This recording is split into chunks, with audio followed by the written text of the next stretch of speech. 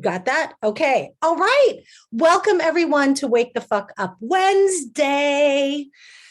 I'm back in Alaska and it is cold. It's not cold as fuck. It's just cold. But I went for an awesome ski yesterday. It was great. It was awesome. I loved it. Had a super good time. And fresh snow, like my eyelashes were coated with ice. Hey, girl. Hey, what's up, Heidi? Ding. All right, y'all. So listen, today I want to talk about doubt. So, not just the doubt, like in episode 88 of the podcast, I talked about imposter syndrome, which is really focused on like people are going to figure me out and find out I'm a fraud. This is doubt about a lot of stuff. And one of the things that kind of spurred me to do an episode on this was that so many of my clients were like, I'm not sure meditation works. Or like, I'm not sure meditation is right for me. Or, kind of expanding out from the practice aspect of it. Like, I'm not sure this is a good business idea, or I'm not sure about this or that or the other thing, right? So I wanted to talk about doubt in general today because it's so common, okay? So in Buddhism, there's the 5 hindrances, all right? So the 5 hindrances are mental states that impede our progress in meditation and in our daily lives. So we're encouraged to like get familiar with them and learn how to work with them, right? So the 5 primary ones, and you may discover some other ones that are your own, they're desire for sense pleasure, things that feel good, aversion, and in an extreme end, like hatred, anger, and ill will, apathy or laziness, restlessness and anxiousness, and doubt. So doubt is what we're going to talk about today, that hindrance. And it's probably one of the hardest ones to address because we really start to believe our doubtful thoughts, right? We start to hear things like, I'm not cut out for this, or this would have been easier if I was actually good at this, or people would be flocking to me if what I was creating was something people really wanted. And it's very common for doubt to show up and for us to believe it. Like we hear that shit and we're like, yeah, that must be true, right? So that's why it's so sneaky. All right, so today I want to jam about the medicine for that, the antidote to when doubt arises.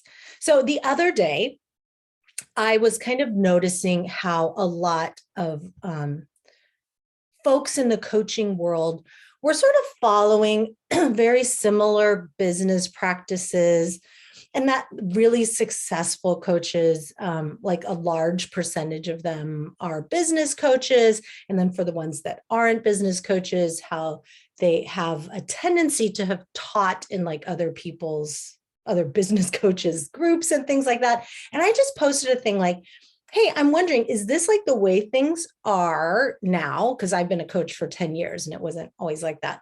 I said, or like, can people give me examples of people doing it differently? Because I'd love to like learn about those examples, right? And I look at this like when someone first introduced me to the concept of like, you can make money without hustling. Talk about doubt.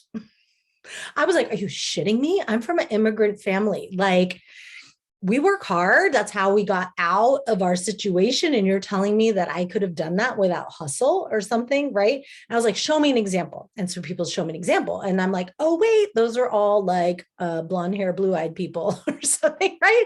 I was like, can you show me like BIPOC who have done this, who have achieved this? And it took a while longer, but then I got a couple examples and it was just helpful, right? Do you always need examples to counteract your doubt?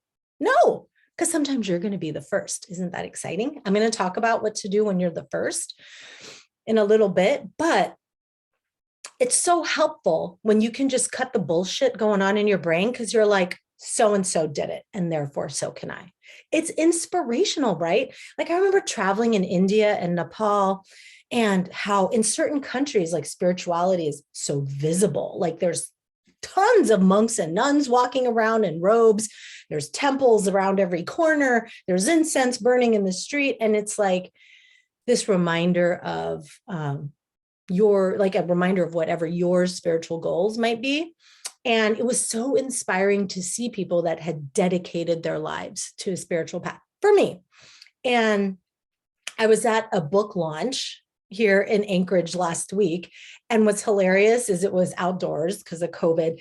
And so my daughter had to be like scraping frost off of the books. It's like hardcore book launch, And so I was sitting next to a friend of mine who's a longtime meditator. And we were like, we are so lucky to have met like people that have made so much progress on the spiritual path, like in real life, like received teachings and hung out with them and spoken with them and gotten to know them, because it's like this affirmation that it's possible because we witnessed it, we experienced it. And it does help stick with your practice when you see that people that have done it have made progress. And y'all, these people didn't just fucking meditate 10 minutes a day on their cushion or even 30 minutes a day. I mean, they full on like dedicated their lives, right? And then I look at Deepa Ma, who like, because I was like, well, I'm a mother, like, is it even, I know I can make progress, but how much progress can I make as like a working mom in this particular culture? And it was like, Deepa Ma was such a good example because she was a single mom. Oh gosh, I'm totally spacing if it was Bangladesh or Bangalore. I need to read the book again, but she did it. She did long retreats and all that shit. It's like, it's possible, right? So we have inspiration when we have examples. So if you are doubting something that you want to create or something that you want to bring forth, right, into fruition, look for examples of those that have gone before you, right? Examples aren't required to succeed, but they can help, right? So yeah, so let's talk about if there's no examples available, no social proof. Well, then at least you know what you're getting into. Like you really want to buy this thing and there's no reviews about it. Well, at least you know what you're getting into, right? Or if you're going to start a business for like a totally new market or do things in a radically new way, you can do that and manage your mind for that, right? But if you aren't the first, then fucking go for it with using those that have gone before you, right? So that's one type of antidote. Now, some people disagree with that. Like some of the responses I got when I asked for that, instead of giving me examples, people are like, why do you want examples? Why does your brain need an example? Blah, blah, blah. So for me, that's like bypassing the validity of how useful inspiration can be. It's powerful. It's a powerful tool. So don't forget that. Okay. All right. So, oh, and the other thing you can do is have like talismans, right? That remind you of people that have gone before you. Like some people have pictures up on their altar or like wear prayer beads or something like that. And if you're not spiritual, could be like, or religious in that way, you could have like stones or some other symbol, right? And Jack Kornfield said, he says, I quoted it here, we can reflect on the inspiration of the hundreds of thousands of people in the spiritual life who followed the path of inner awareness and practice before us. It's been valued by every great culture to live with great wisdom and compassion. And it's possible for anyone who genuinely undertakes a training of their heart and mind. In the same way, when we doubt ourselves before starting a new venture, a new relationship, or the next big steps in our lives, we can reflect on how many others have started businesses, new ventures, and new relationships, and done so in spite of doubts. Okay? Okay. So the next thing, you can have inspiration, right? The next thing is mindfulness of doubt, because it really fucks with us when we start to believe it. So this is key in not getting hooked by doubt. Pema Chodron talks about getting hooked by an emotion. And if we get hooked by doubt, meaning often that we're starting to believe the thoughts that accompany doubt, that's when we start spiraling. But when we can become mindful of doubt, we start to see it for what it is, right? Okay, so we start with noticing when it arises. right? We notice what happens when it arises in our body. We notice, was there a trigger? Like for me, a lot of trigger of business anxiety is comparing myself to other people, like scrolling on social media or whatever and being like, oh, look at what they're up to, look what I'm up to, or oh, and they're making money faster than me, or blah, blah, blah. We just compare, right? So if I know that's a trigger, just like, stop it. And in my 20s, another trigger would, for body image bullshit, doubting my own beauty and strength and health, was looking at like Cosmo or Glamour magazine or whatever. So it was like, just cut it out, remove the trigger, right? The antecedent, because it's not like you're removing some kind of truth and ignoring some kind of truth. You're just removing triggers for like negative thoughts, right? That aren't very helpful to us. So we start to notice, right? And then we notice how long it lasts. We just sit with the doubt instead of pushing it away or trying to explain our way out of it, right? Or research our way out of it. We can just be with it. Notice how long it lasts. It often passes. And then we start to notice the transient nature of emotions and the transient nature of the mind. Yeah. We also observe its intensity. Does it arrive like a whisper? Or can it get really loud? And what is the difference? And what happens in our body when doubt arises, right? Because we often resist difficult emotions. Maybe we armor up physically and emotionally, right? So we can apply some self-compassion to that. And when we observe doubt in this more detached way, then we learn more about how, oh, this is not a fact. I have all these thoughts that are not truths. When I really examine them, when I'm really mindful of my thoughts that preceded the doubt, they aren't true, but for some reason I'm choosing to believe them, and they're creating this doubt, right? So when we acknowledge doubt and we can be present with it without getting hooked, then we can observe it and our mind becomes freer. And that's what we're here for, right? Free your mind and free your life. Because look, when we experience doubt, we start to get fucking distracted, right? How many of you out there start doubting what you're doing and you, oh, I'm in the wrong career. I need to change jobs. I need to do a different meditation practice. Maybe this one isn't cut out for me and I need to try another one. Or maybe I should stop intermittent fasting and do a master cleanse instead. Like we get so distracted, right? We like move around, we start doubting things and it creates distraction, right? And then we get hooked even more and we lose focus of our ultimate goal and what we're trying to do. So just notice how when you do get hooked, we often start spinning into what other things could work instead. Oh, maybe I should switch coaches and I'll find a different coach, or maybe I should become Sufi instead or something, right? And it's like, there is a healthy doubt. I don't even think of that as doubt though. I think of that as like a discerning mind, right? When you're like, okay, is this legit or not? In the same mind that doubts if a thought is true or not, you can examine that. I think of that more as discernment and not doubt. So here I'm really talking about doubt about your capacities, doubt about, what's going on. So I want you to realize that when doubt arises, it's totally normal.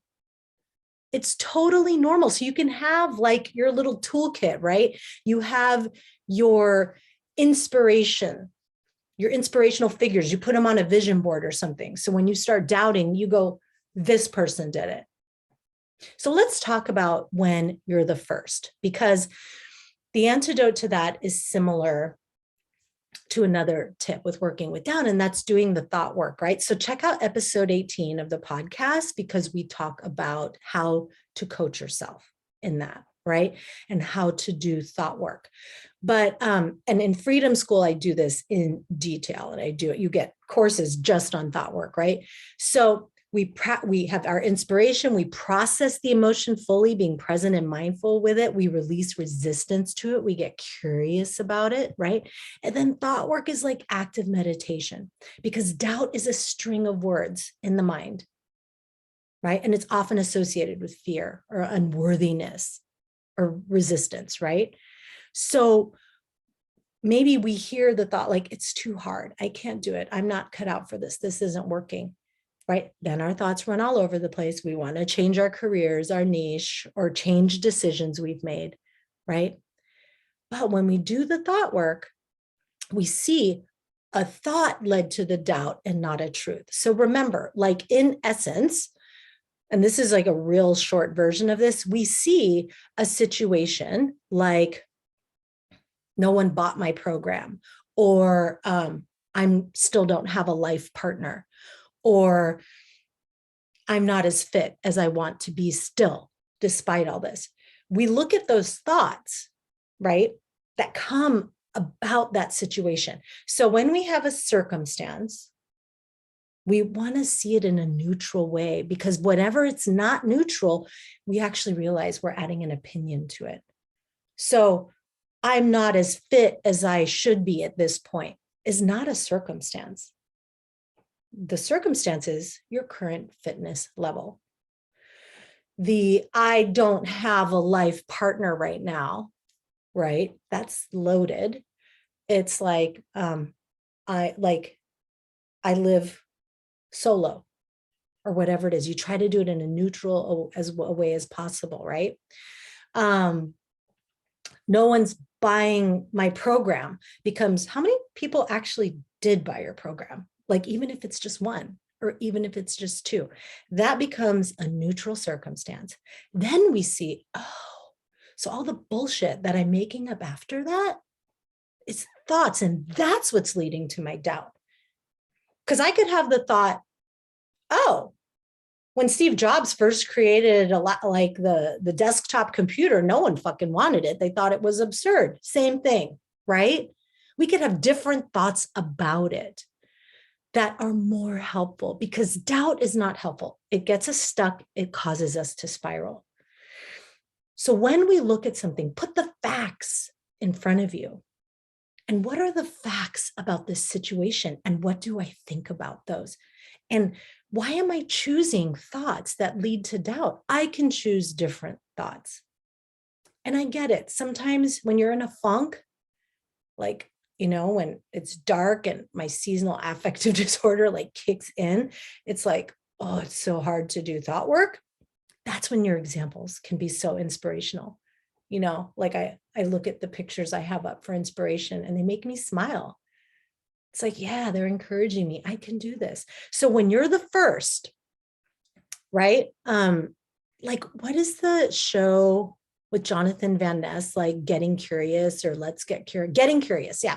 So I was watching that the other day, and he was interviewing a Black woman professor who was she's an etymologist. And she was like, I was the first Black woman in my graduate program, the first Black woman in my fancy lab. And she was like, it'd be nice if I wasn't the first. Can we have more like fourths, fifths, sixths, sevenths, and so on? Because look, sometimes you're going to be the first and there won't be examples, right? Especially if you're a thought leader, you're going to be the first. When we don't have examples, you really have to learn this tool, because your mind, it's natural that these 5 hindrances arise. It's natural that this doubt arises. So episode 18, go there. Learn how to manage your mind when doubt arises so that it doesn't stop you, because this is all super exciting, right? When doubt arises, it's like, okay, I'm doing something edgy here, because if I wasn't, doubt wouldn't have arisen, right? It's there trying to keep us safe. This is kind of sketchy. Things aren't working out in a predictable way, it's saying, right? But look, that's an adventure. What if we made that about an adventure instead of shit's gone wrong, right? When I have anxiety arise now and things and like doubt, I say, I'm on my growth edge. This is a good thing. I am on my growth edge. Okay. So rebels, all right. It is time to realize I'm okay with an element of adventure, and I'd rather take the risk than have regrets. Take the risk rather than have regrets, okay? And when doubt arises, nothing's gone wrong. Just stay open to the adventure of life, okay? And if you want more adventures, y'all, we are still enrolling for the Adventure Mastermind. Head over to adventuremastermind.com. All right, I'm going to go meet with a client. Have an amazing week, y'all. Bye. I know, right? What was the timing there? Oh, you're so welcome. Sarah says, my tech company, we are the first ever out queer woman, out trans mass tech. Fuck yeah, that's awesome. Sarah, it's so good to see you on here. Sarah's got some cool shit she's planning. It's awesome. How is that going? You have to give us an update. You're welcome, Catherine. Hey, Sue. Welcome. All right. Bye, Melinda. Hey, take care, everyone. Oh, and I know a lot of you have dropped off already, but if you're listening to the replay, future Wake the Fuck Up Wednesdays are going to be at, I think, 11:30 Pacific. Okay, they're going to be at 11:30 Pacific because my business coach has moved our meeting to when I normally do these. So we're going to start meeting a little later. Hopefully that works out for you. So 11:30 Pacific next week and going forward. Okay. Mwah. Bye. Ciao.